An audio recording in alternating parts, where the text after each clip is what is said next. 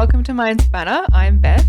And I'm Ava. And this week I spoke to Dr. Lucy Hone, who's the director of the New Zealand Institute of Wellbeing and Resilience. Before we begin, I just want to take a moment to thank Dr. Lucy Hone for taking time to speak with us about her research and also her own lived experience with grief and loss. Having people with lived experience share their stories and contribute to research really makes a big impact and is very powerful.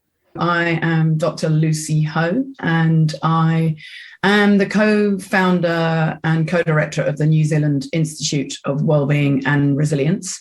And I'm also a senior adjunct fellow at the University of Canterbury here in New Zealand, and the creator of Coping with Loss, which is our really popular online program and coaching support group, and the author of Resilient Grieving. And I have a TED talk that went viral during COVID. What inspired you to get into this kind of research? My story does go way back to, I was a writer, a journalist when I left university, my undergrad. Yeah. And if someone was to tell me then that I would have gone on to do postgrad masters and a PhD, honestly, I just would never have believed them. I think I thought I was the least academic person out there, which is interesting because we do so much strength psychology work. And I should have been able to pick up then that actually I am deeply curious. Yeah. And actually I look at it now and think, no, not at all a coincidence that I am in this work. So where it all started, so for me, my first, if I trace it right back, the first piece I ever had published was when I lived in London in the mid-90s. Then I went for 20 years of writing about all sorts of things. But the reality is, if I look backwards, I can see that they all very often had in common this theme of how can we live better lives? What does it actually mean to be really thriving, to be firing on all cylinders, to be psychologically flourishing, which is ended up being what I did my PhD in. But there was quite a story between realizing that and my PhD, because in 2008, I got frustrated by the overuse, it seemed to me, of this term resilience. So this was in the GFC, the global financial crisis. Yeah. And it's quite funny now, isn't it? Because we're all sick of hearing this word in the post-pandemic era. We're all sick of being told that we needed to be resilient. Well, I was sick of it back in 2008. But what that did was my curiosity was piqued. I remember thinking that we were told that the economy needed to be resilient and nations needed to be resilient. And I remember thinking, does anyone actually know what this word means? And my research, so I thought I would write an article about it for a good news weekly here in New Zealand. And in doing the research, I stumbled upon the University of Pennsylvania's Masters in Applied Positive Psychology and discovered that they had been taking their resilience research to the world. They were applying it in, at that time, the Penn Resilience Program, which they were testing it with school students to see if they could train them to be more resilient, and whether their training would lead to, less depression, anxiety, greater happiness. And so I was curious about that. And so I ended up commuting between the South Island of New Zealand and Philadelphia to do my master's, which was an executive learning program. So you didn't have to be there all the time. Yeah. And it was an amazing time that when I turned up there in the fall of 2009, they were only one of two academic departments in the world who were really taking wellbeing science and resilience research seriously at that time. Melbourne came very quickly, joined that party. But at the time, there was only two places in the world I could have done my master's, and that was Philadelphia or the University of East London. And frankly, that was even more of a stretch. So I went there. When I arrived, they just picked up the contract to train all the American soldiers in their comprehensive soldier fitness program. So for someone like me who is a pracademic, that's my sweet spot that I've found since and cultivated since. Is what really interests me is going over all of the research and then picking out the studies that I think are most relevant to people in their everyday lives and communicating, working out how to communicate them so that they might actually resonate with your audience and might actually be sticky enough for them to remember to use them. And then there's another layer for us to being pracademics is that at the Institute, we trained well over 30,000 people last year. So the extra privileged position that puts us in is that we get to see what actually lands well with people. And so from that, we have developed, a pretty good insight into resilience training that might actually resonate and might actually work with you. So I did my master's, and then I came back kind of thinking I might study a bit more, but was about to enroll. I think I had just enrolled in my PhD through AUT because, again, there was only one person here in New Zealand, Grant Schofield, who was interested in positive psychology and wellbeing science. And so I thought I was really testing the waters. I didn't know I was up to PhD study. If it wasn't for Grant being such an open-minded, forward-thinking professor, I don't think many people would have taken me on. Right. I didn't have much knowledge of stats or research, really. Anyway, but I just sort of enrolled in it. And then the Christchurch earthquakes hit, the really big one that killed 195 people in February 2011, which did really kind of change my life personally and professionally forever, because I had to live through 2 years of ongoing stress and earthquakes, never knowing whether you were going to be safe, whether there was going to be an earthquake tonight.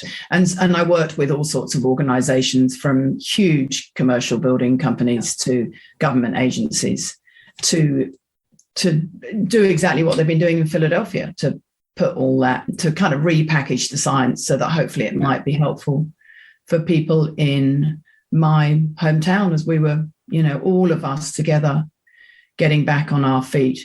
So I then after that went back to my PhD studies, which ended up being in flourishing, because during the earthquakes, I kept getting calls from companies saying, can you come and help us with our staff? We think we need some.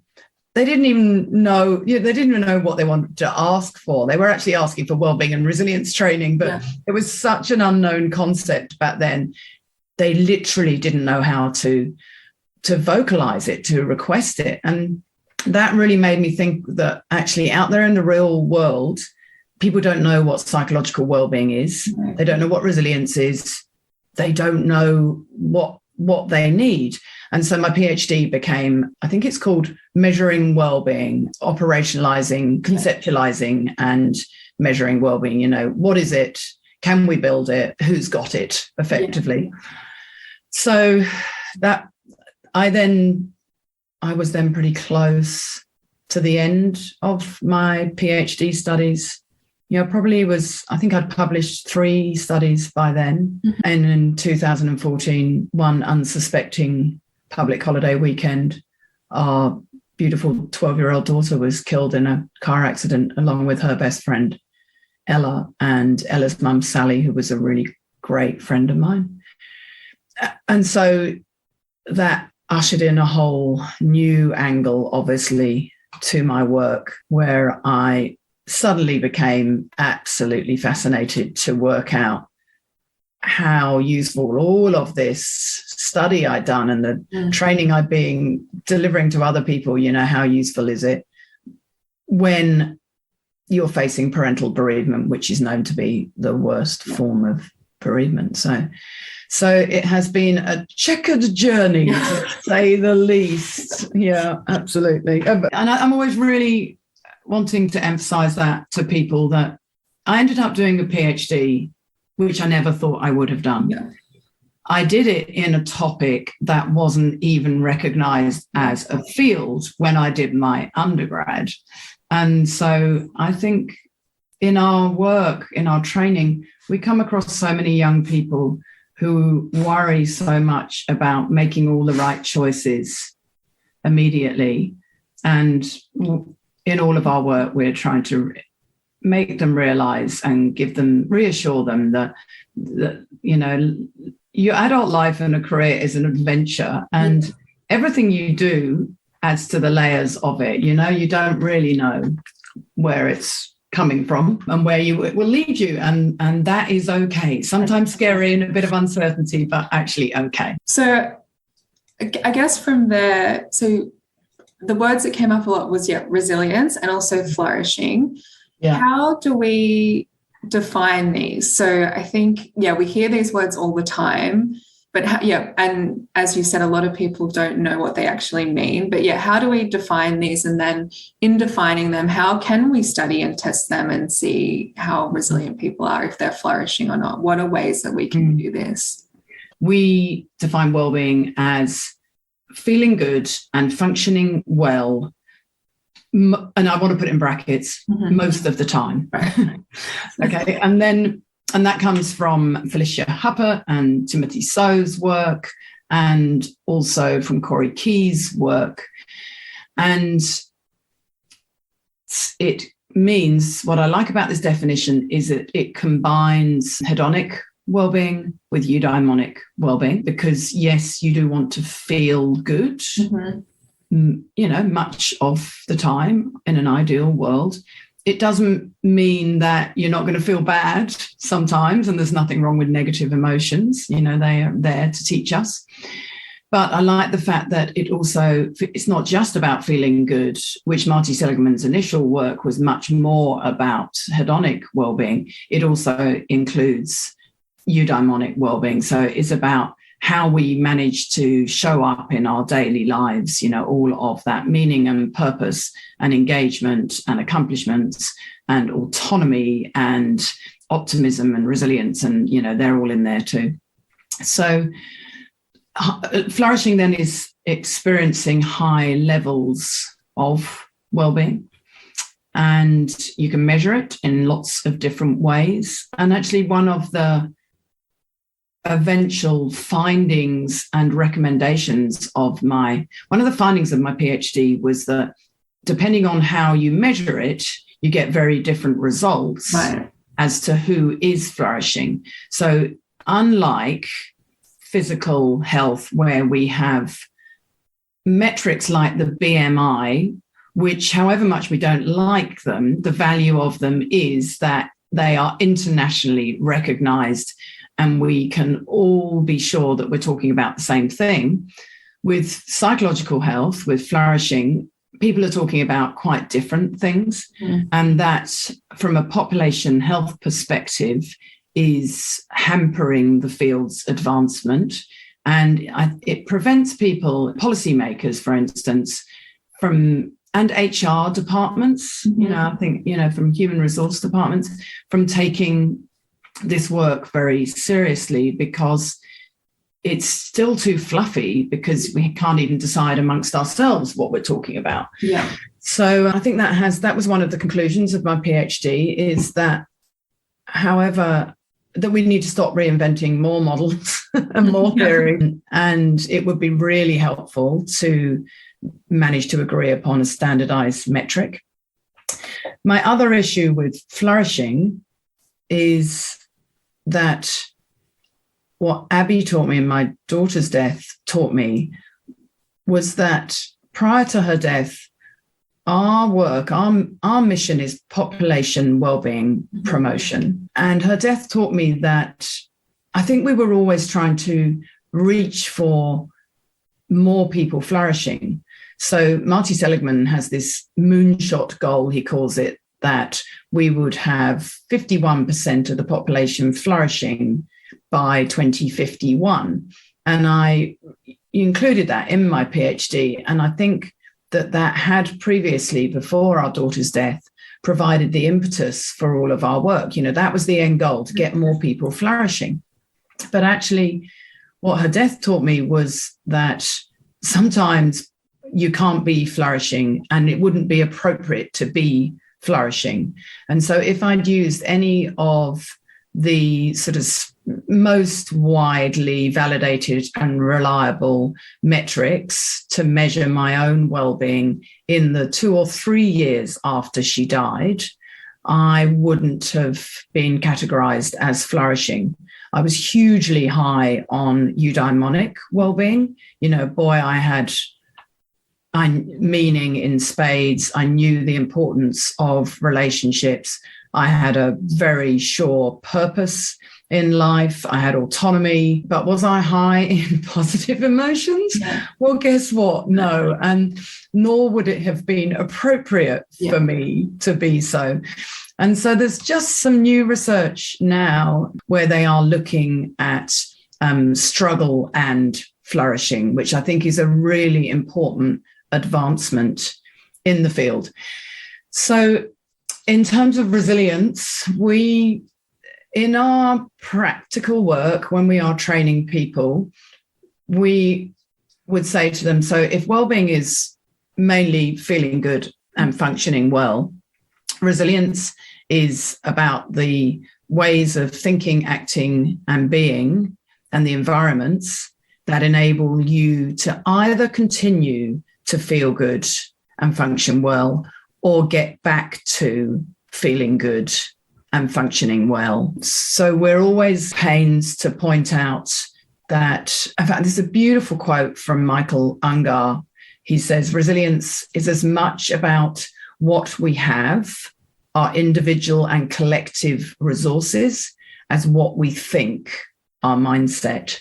And so we do piggyback on his work, Michael Ungar, Anne Marston's work, Dennis Charney, Pete Southwick's work, Karen Rivich, Andrew Chatte's work, Taya Brushi, Jane Bellingham, and Cruz. So we really like to, in our hands at the Institute and in our practical work, such as the Coping with Loss program, we are very clear that resilience is about, comes from within you, the ways of thinking and acting that you choose to do in the micro moments of your day and life. But it's also, resilience is between us. It's so important to acknowledge that we can only be as resilient as the pool that we swim in enables us to be. If you are constantly discriminated against, if you are living at levels of poverty or abuse, if you are culturally discriminated against, no amount of resilience training is going to really help. And I think we've seen, and we are seeing, quite a lot of irresponsible resilience training that just says to people nowadays, it's all up to you. You are completely accountable. Well, there are things that you can do, but we absolutely need to understand that resilience is about me, we, and us. It's at all of those different levels. And so we do take a systems-based approach to resilience promotion as well.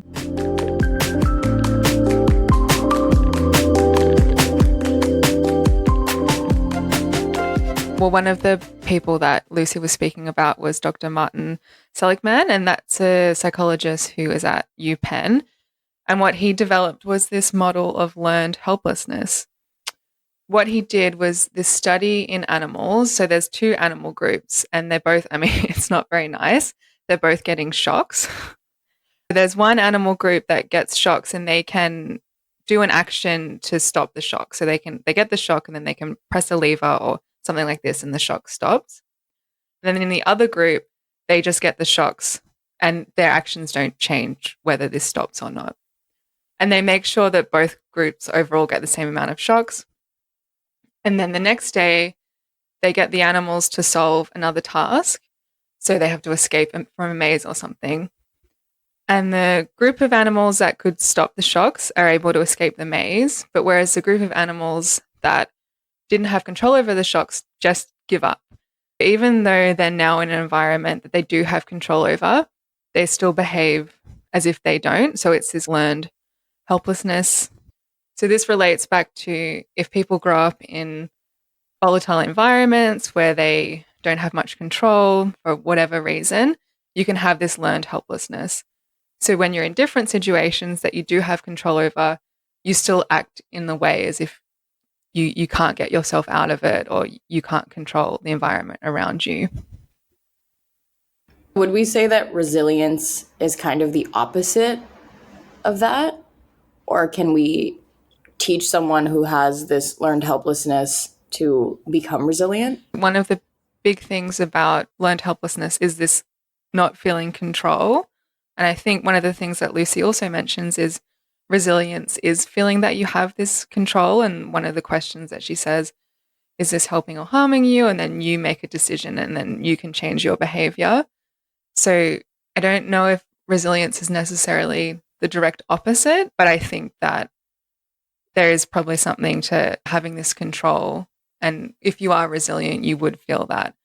But I don't think if you're, well, I don't know, but I don't think if you're super resilient, it means that you could be in this environment where you are having the shocks that you didn't control and overcome the learned helplessness. I think the learned helplessness you will get regardless because of what you've experienced, and it's more how you can what you can do after to try and overcome that.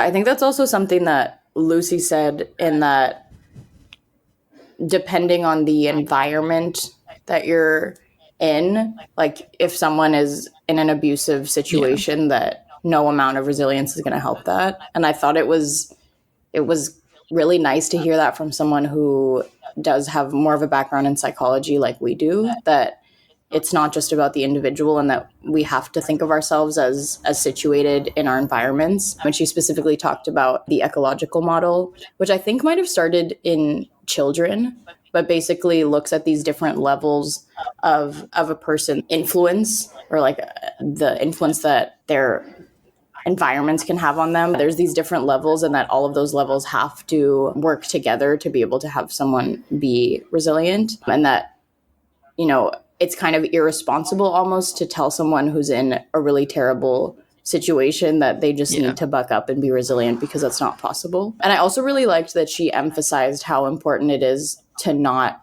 have perfect well-being all the time, because that actually doesn't make sense. It also kind of reminds me of Maslow's hierarchy of needs, which is a kind of old concept in social psychology, which I think people don't necessarily agree with completely anymore. But the idea is that there are different levels of needs that we have to fulfill as humans. And the first is just like basic kind of safety needs, like shelter and food and stuff like that, like just survival. Yeah. But then to be truly happy, we have to reach these higher levels of striving for goals and finding meaning. So it's a little bit like, even though so one of the reasons that people don't agree with this hierarchy of needs anymore is that Maslow said that you had to fill them up one by one. Mm-hmm. So only once you had basic safety could you strive for the next level. But really people kind of mix up when they want to find need to belong, for example, which is, I think, lower in the hierarchy than self-actualization, which is something more like chasing your career and chasing other types of goals. And people in reality actually strive for all of those things all at once. But I think with this split between hedonic versus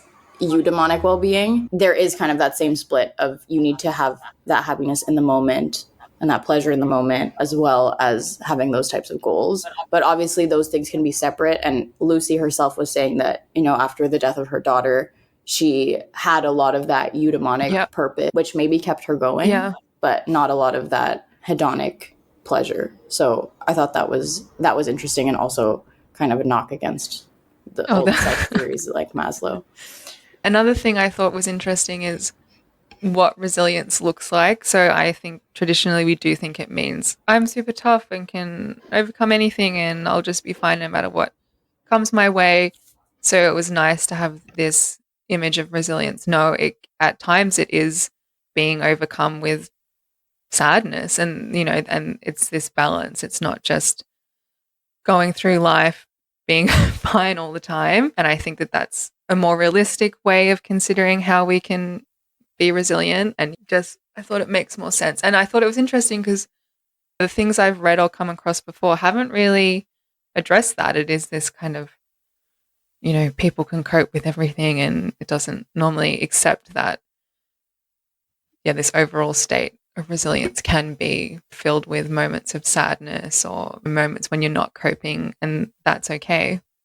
I thought it was interesting how also she talked about the fact that she wanted to look at kind of the relationship between struggling and flourishing, because I think intuitively and kind of in folk psych, we maybe feel like people who have been through a lot tend to be the ones that are happier. Maybe that's just like a bias in what we're paying attention to, because it's like, you'll hear like, oh, that person has been through so much, but they're still so happy. And like, look at them going through their lives so happy. But I think there might be something to that in the struggle, maybe then it's also easier to focus on good things when they do come to you. Maybe that's something that then allows you to feel more gratitude, even if you're not explicitly trying to practice those things, but just because you've been in that situation where things are, going really badly, and you understand what it is to really suffer, that then you have more appreciation for the good in your life. So you're kind of practicing that gratitude because you have been through so much negativity.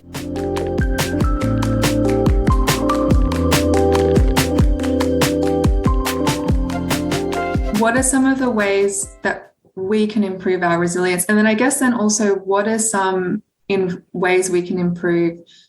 I mean, just say we have a company or we run a school, an environment that promotes resilience. What are the two ways the individuals can do and the group can do?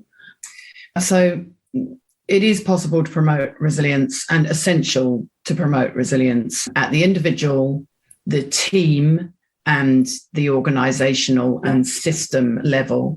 So think of Bronfenbrenner's ecological model, and it absolutely is essential that people consider all what they can do across all of these levels, whether even as an individual. In our training, we get people to consider what are the ways of thinking and acting that help or harm their quest to get through whatever it is that they're navigating right now. So that's the sort of first level, is, to grow your self-awareness around your current ways of thinking and acting and how they are helping or harming you. Are they serving you well? So as well as self-awareness, we then encourage people to build their self-control and self-regulation and self-compassion. So we focus our attention on those three things at the individual level. So to give you an example, one of these are the strategies. Actually, this is very much my TED Talk territory of what you can do for yourself. And that is to do things like get really tuned into where you are focusing your attention. And that can be as simple as checking in. Well, after Abby died, I did this obviously a lot because I was really aware of the importance of this. This was a strategy that I leant really hard on. And so I would just check in with myself by asking, is what you're doing right now or what you're thinking right now helping or harming you in your quest to get through today, this hour, this week? But when in our training, we use that same strategy to say, is the way you're thinking helping or harming you in your quest to get that promotion, finish that academic paper that you're writing up, to stay friends with this person, maintain your relationship with your really pesky teenager that's been driving you nuts and you've now been in lockdown with for 100 days, whatever it is. So that's the kind of individual level. And we also lean really into Kristin Neff's work around self-compassion, and the negativity bias goes in there. So, getting people to just watch out from when they are being sucked into the negativity bias, and explaining to them and growing their understanding of pragmatic optimism. So that's sort of what you can do as an individual. But then we always say to them that every single time they show interest in a colleague's weekend or their culture, ask them that question of, how are you? No, really, how are you really? What's going on for you at the moment? Every time you build psychological safety and curiosity and acceptance and belonging and equity and inclusion in your team, you are building community and team resilience. So at that level, I love the fact that we can all build our own resilience by building our self-awareness. But I love even more that we have this opportunity to build other people's capacity for resilience. And we can do that every day in really small ways by just tuning into them, giving them a bit more time, adding a sentence to an email. Yeah. And Paula Davis in Chicago, she's based, she wrote Beating Burnout with Your Team, or Beating Burnout for Teams, it might be called. And she in there has this thing called Tiny Noticeable Things. And I love her TNTs. They're all those little ways that we can bring into our everyday life that will prevent burnout and help people be more resilient. And things like, I think the first one is say thank you, probably way more than you already are. No, that's great. And I think everyone can understand how when you're in these different environments, you definitely feel like you can cope with more. So if you show up to work and you feel like you're supported in the team, you definitely feel like you can get through more, not just at work, but through your, other things going on in your life as well. I think everyone can definitely relate to that feeling. Yeah. And we didn't talk about the structural aspect. In our role, it is really important for us to advocate for resilience and well-being to be placed at the core of everything we do, all human experiences. So we have worked very closely with the Ministry of Education here over the last 5 years now, particularly in the Canterbury region where I live, because we went through those earthquakes. And it's so interesting, Beth, that the earthquake experience made this region much more open to transformational change. And so they became much more interested in well-being and resilience far faster than the rest of the country. Right. And so we've done exceptional, exciting new programs down here where we've, for instance, run communities of practice for all schools. In 2017, I think we started this. So we invited every secondary school to join a community of practice around wellbeing promotion across the citywide here. And we had all 33 secondary schools come along to this, join in on this community of practice. And in that, the sort of way we can make a difference at the structural level is that we insisted they bring in a member of their senior leadership team who actually had some leverage to make change. And then in the second year, we realized that possibly we should ask students because that was a complete oversight. And what I love about that work is I was frustrated by this stealthy, slow pace of it. But the reality is to make whole system change, takes a decade. Anybody who really understands change dynamics knows that. And so we would gather them all together, and it wasn't like we would do a day of resilience training. We'd actually talk to them about their whole school system and where they could make change.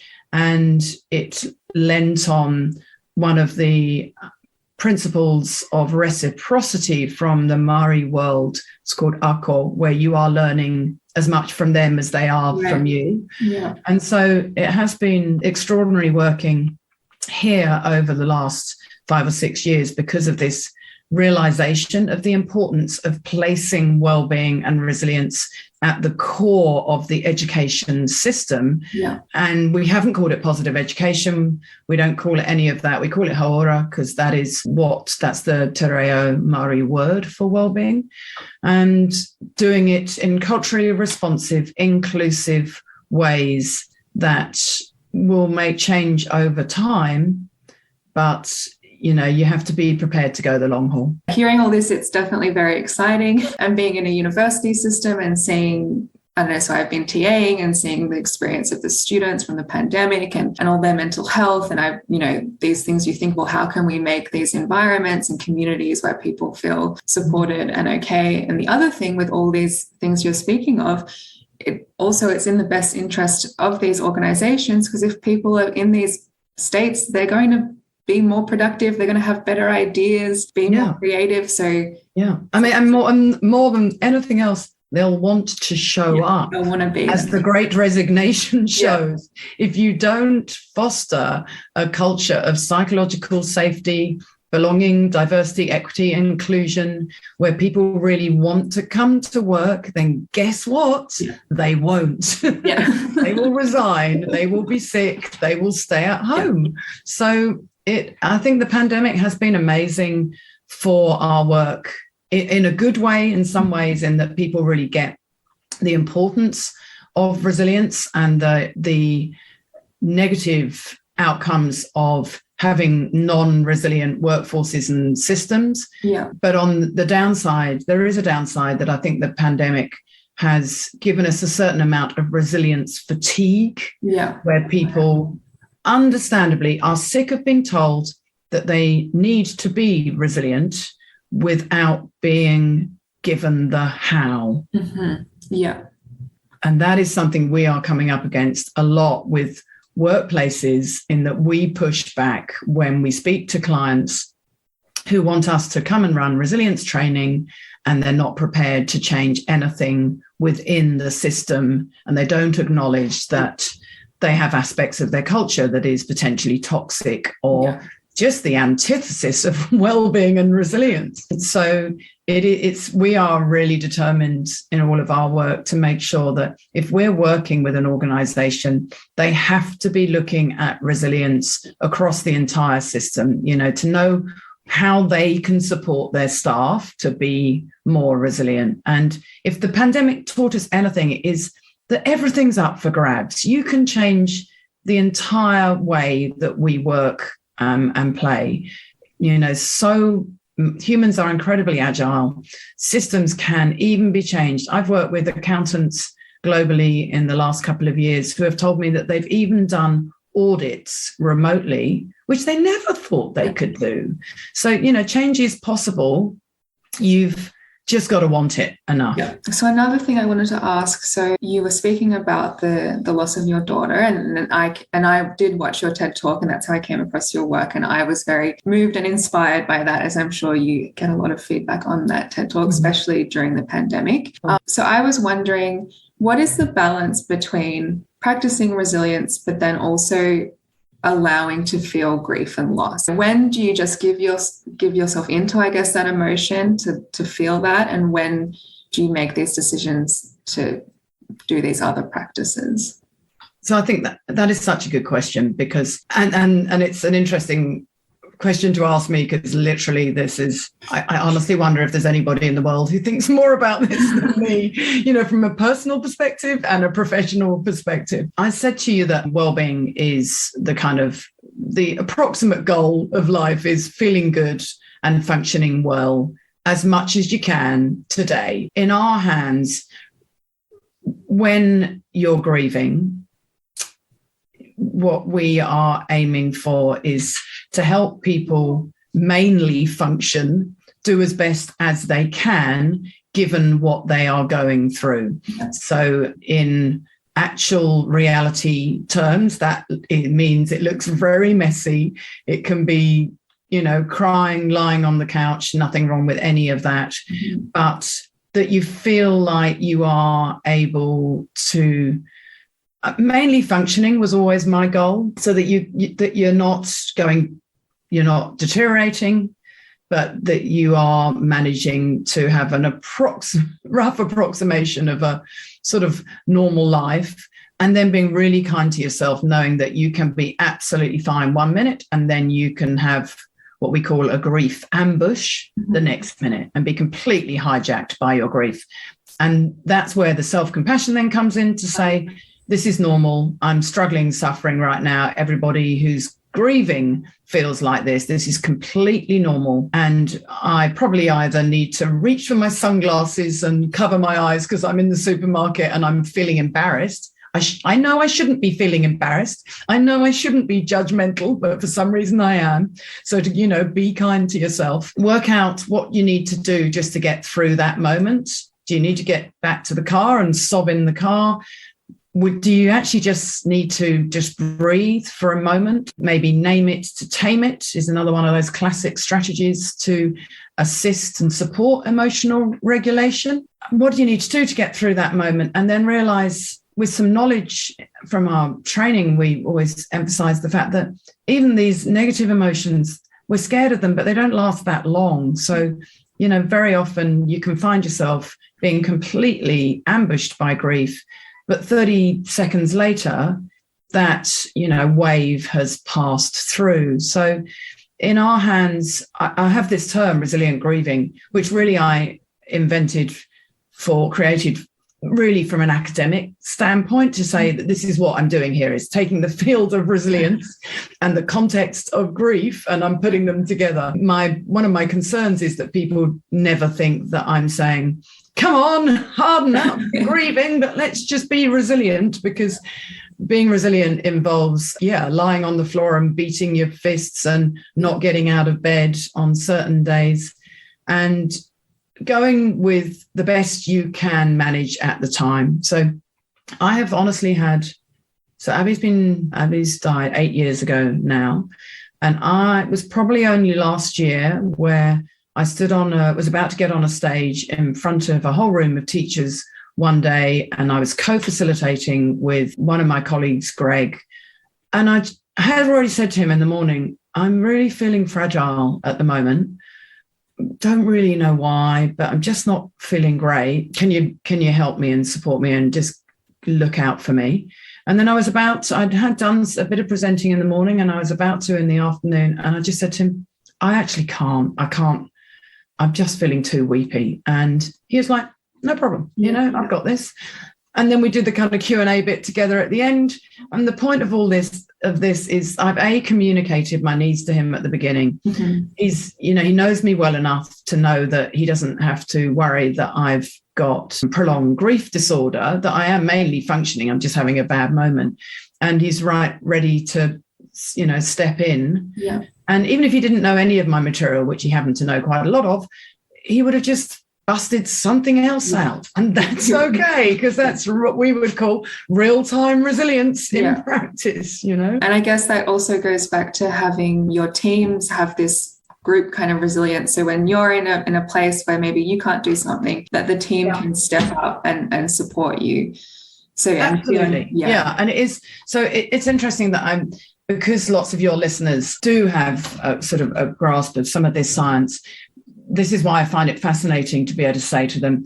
So it does kind of come back to self-awareness, self-compassion, and self-regulation. Those three bodies of scientific literature are what we are digging into here, really. You can get people to understand that the way they choose to think and act internally and externally, with others as well, really does have an bearing on their lived experience. And you can introduce this idea that in order to do that better for themselves, they probably need to build their self-awareness. It starts with working out what helps you and what harms you. And that question of encouraging people to say, is what I'm doing or feeling or the way I'm behaving helping or harming me in my quest to get through this? That's the thing I get most feedback. I get endless correspondence on it. I get from people that they find that a really good way of putting themselves in the driver's seat and adding a bit of self-regulation. It combines that self-awareness and self-regulation. And then it also combines the self-compassion bit. It's like, is scrolling through Instagram or watching another Netflix show past midnight when I've got to get up in the morning. All of that bedtime procrastination, is that helping or harming me in my bid to be, to nail this presentation or be the best I can be in the morning?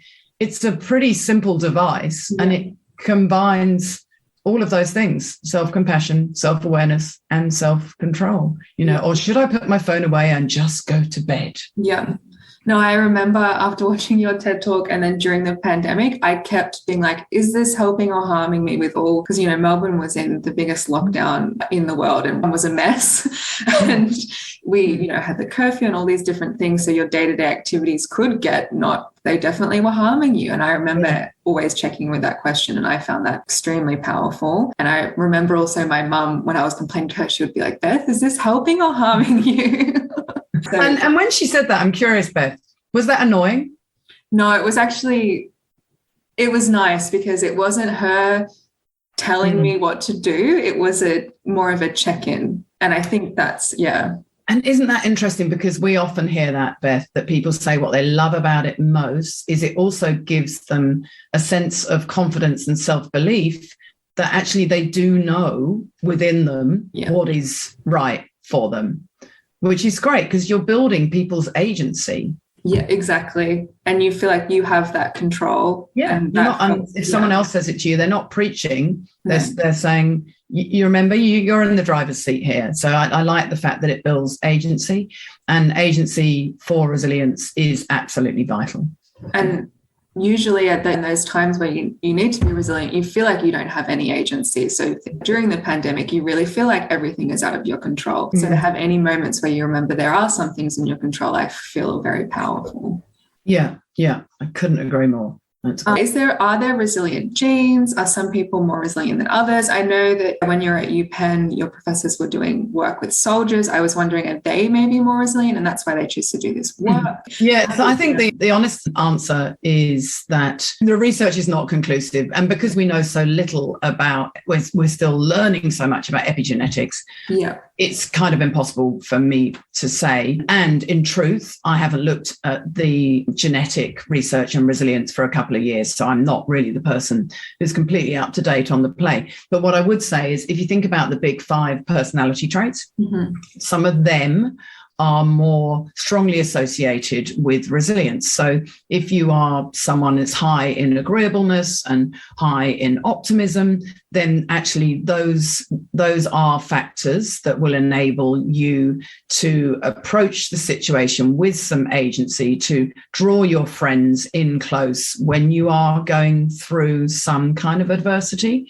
But your genes are not your destiny. Yeah. So, we are able to train even the most diehard pessimists to capture, notice, and question their reflexive negative interpretation of events and question whether that is serving them well. Is thinking in this way right now helping or harming me in my quest to get through this?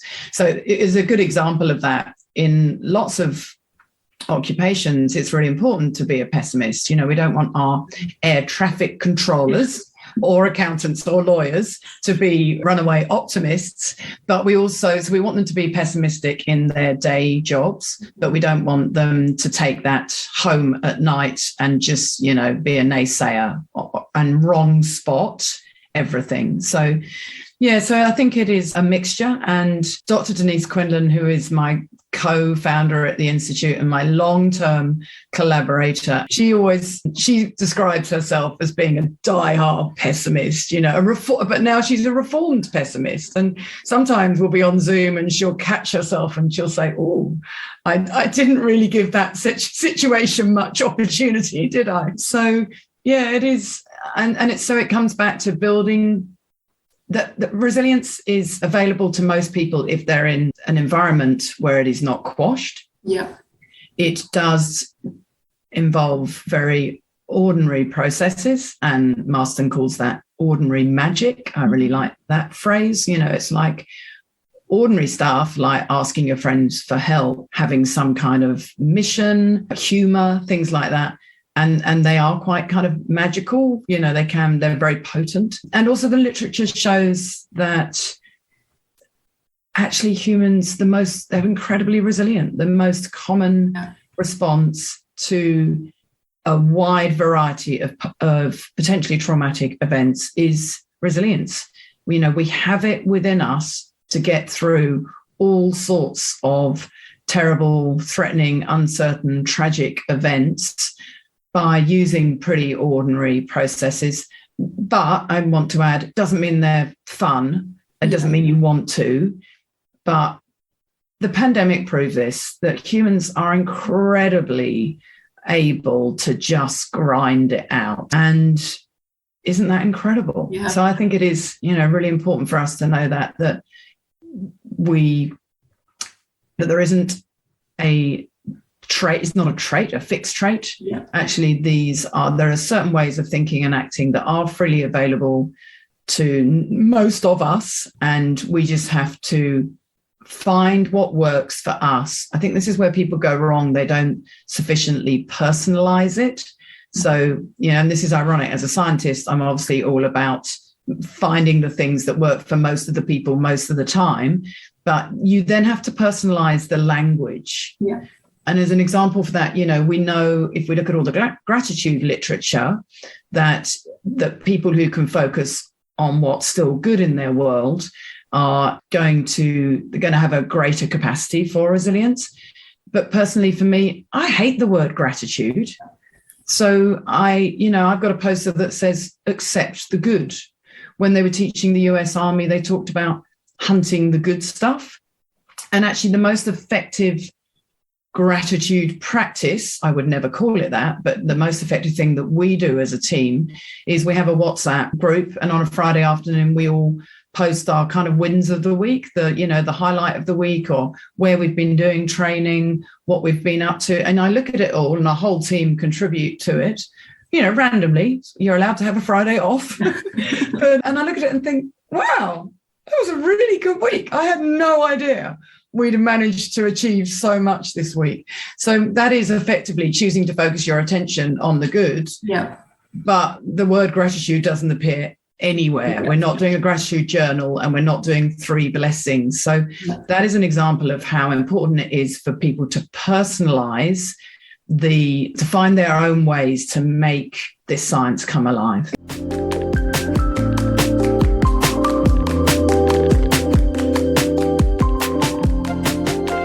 There are studies that show that chemically and neurally, there's also a lot of benefits to expressing gratitude, or however we want to call it. For example, when you express gratitude, serotonin goes up, dopamine goes up, so all those kind of good chemicals. But also what's really interesting is that when you express gratitude to another person, they also have those same chemical reactions. So it's really positive for you, but also positive for the other person. And that's why I think it's so powerful to do it with another person. Is that expressing gratitude towards them, or just gratitude for things in general in their presence? Towards them. Yeah. Okay. So if I were to say, like, Beth, I'm so grateful for your friendship. We're both smiling. We're both happy.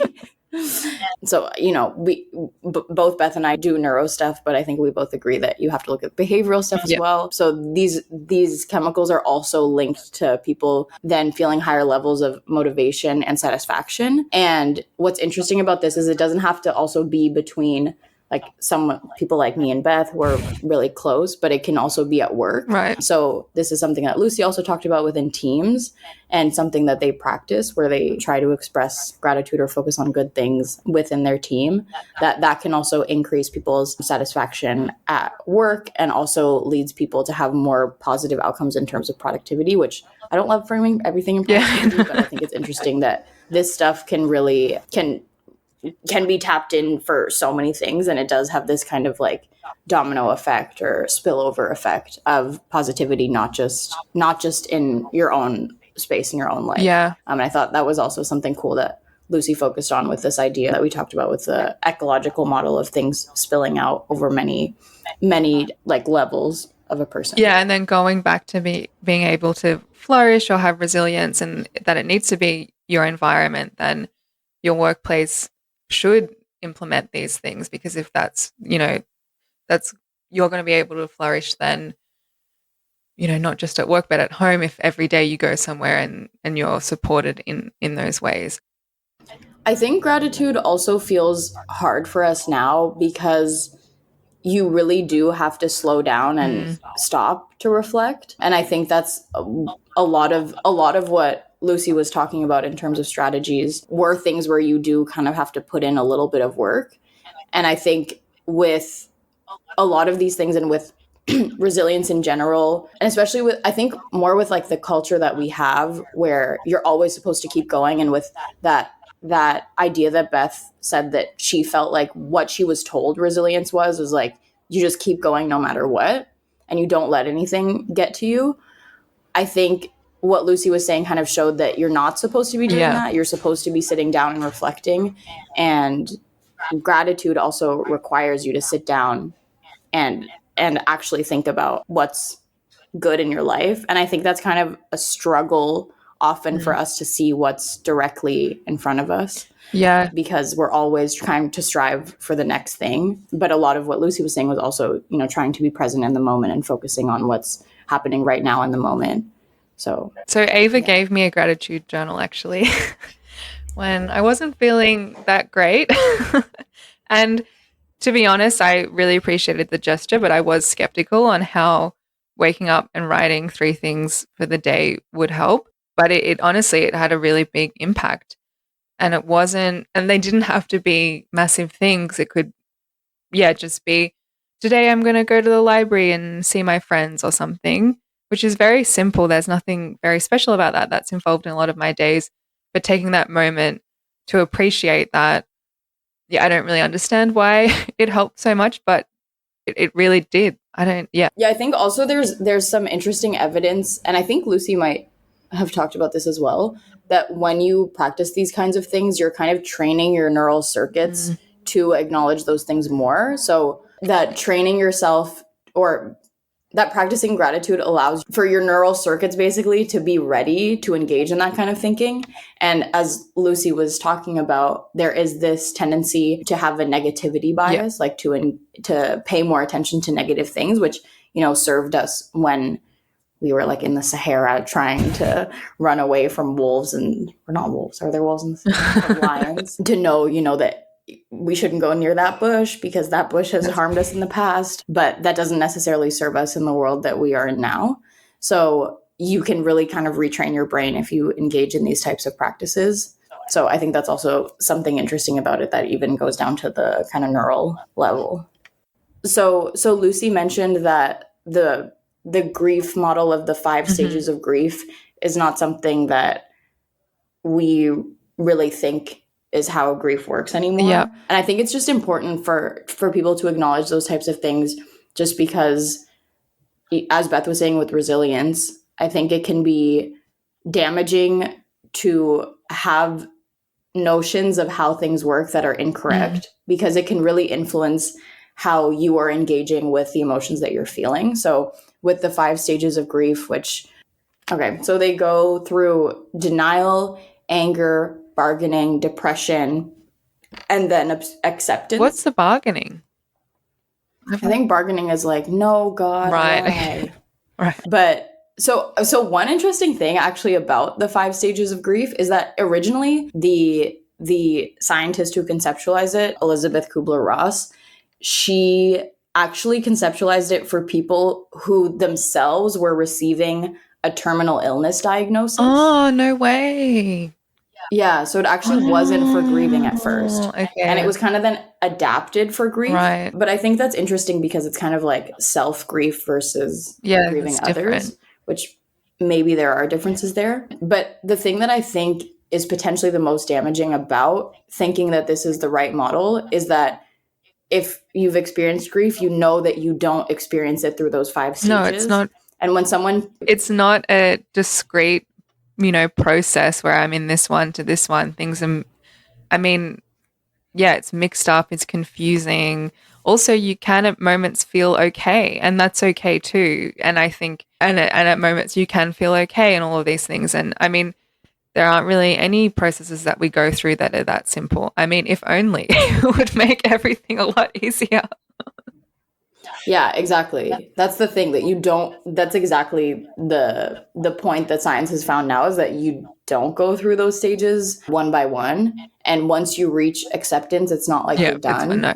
If you've ever been in a situation where you experience grief, it goes on for the rest of your life. It just changes forms. And as Lucy said, maybe I don't know how many years out she was from the death of her daughter, when she just felt like one day she couldn't go on stage. Like, that stuff happens. And I think it's important to know those things. And if you're going through grief, to not feel like, what's wrong with me? Like, it just adds an additional layer of feeling like something's not right with you, because you're not going through the stages that you're so-called supposed to go through. And there is a really cool study that was run over the course of like 13 years from the 80s to the 90s, where they followed 1,500 people who had lost someone. I think they had lost a spouse. And this was at the University of Michigan.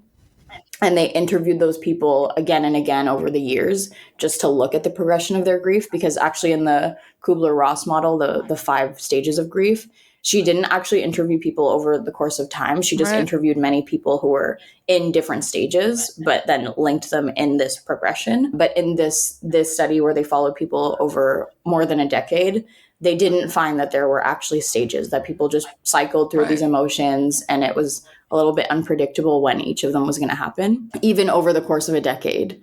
So I think that's just important to note, and that there are findings that show that it's not just 5 in a row, when you'll be done in a month, wash your hands of it. Yep. So if you're going through that, just know that you're okay if you're not feeling it by the book. If you lose someone that you love, I mean, you miss them forever, and that feeling and all the intensity might change or something, but of course, the rest of your life, you miss that person.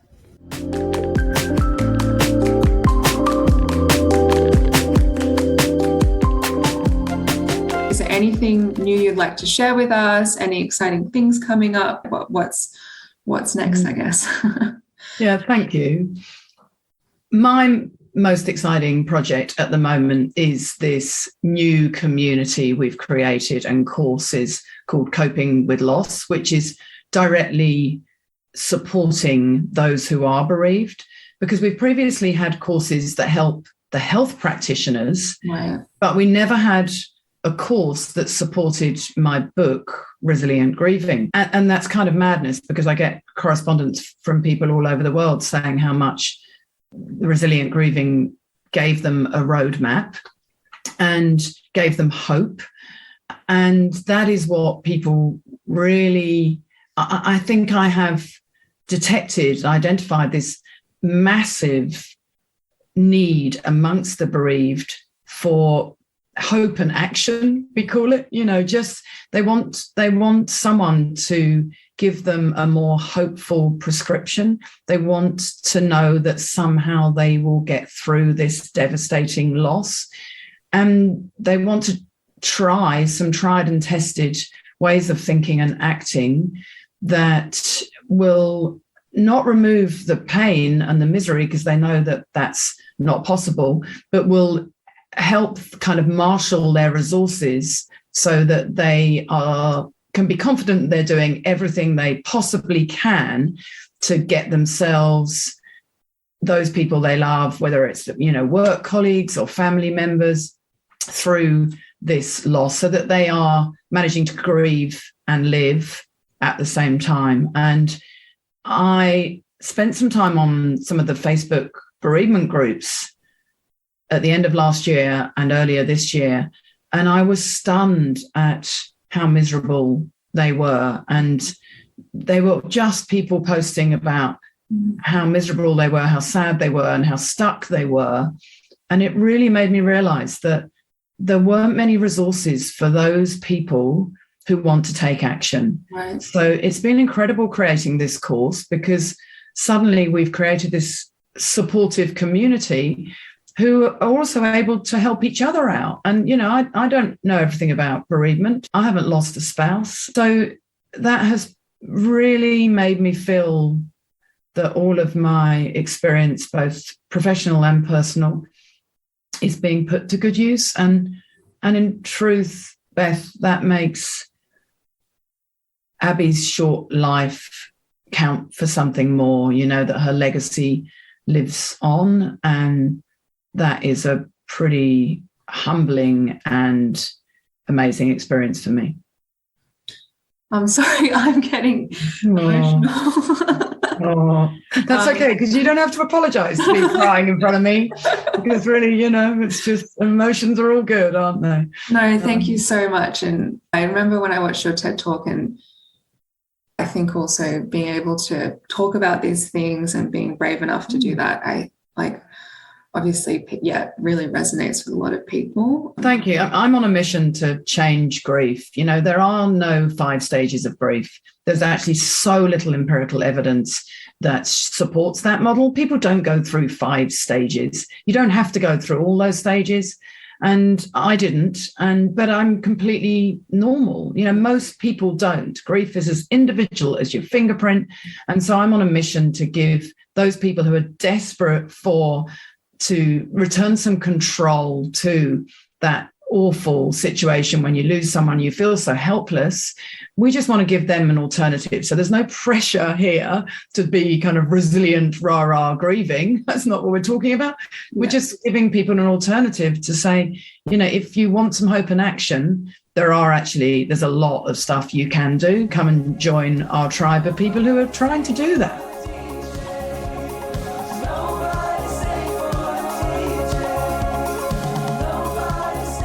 We thank Dr. Lucy Hone for sharing her story and her research with us this episode. Our intro and outro music is Nobody Stayed for the DJ by Glacio.